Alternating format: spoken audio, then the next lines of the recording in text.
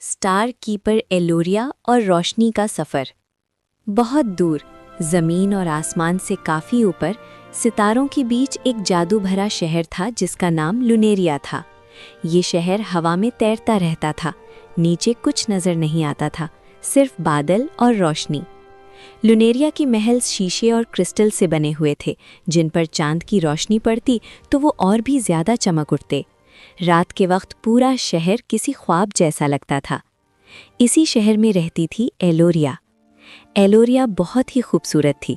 उसके सिल्वर बाल हवा में लहराते, नीली आंखें गहरी और चमकती हुई, और चेहरा इतना मासूम कि देखने वाला पल भर के लिए रुक जाता।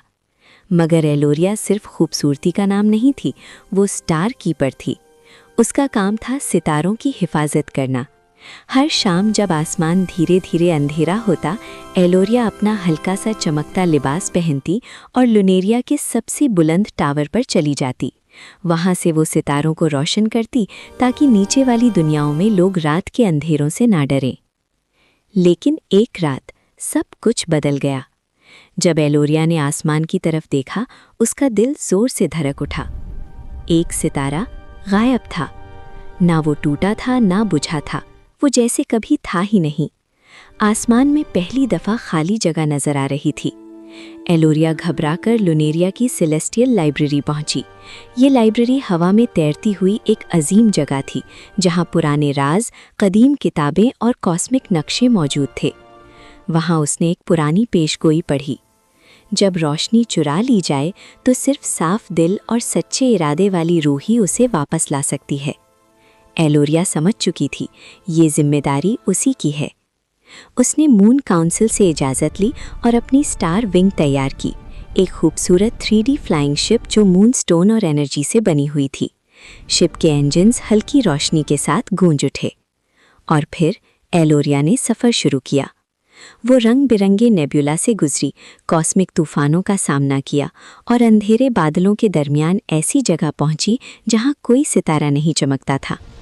यहाँ खामोशी थी और ठंड। दूर एक कैद सितारा हवा में लटक रहा था, क्रिस्टल के कैद खाने में बंधा हुआ। उसके सामने खड़ा था अम्ब्रा वार्डन, एक गहरी स्याह चादर में लिपटा हुआ किरदार जिसका चेहरा सायाओं में छुपा हुआ था।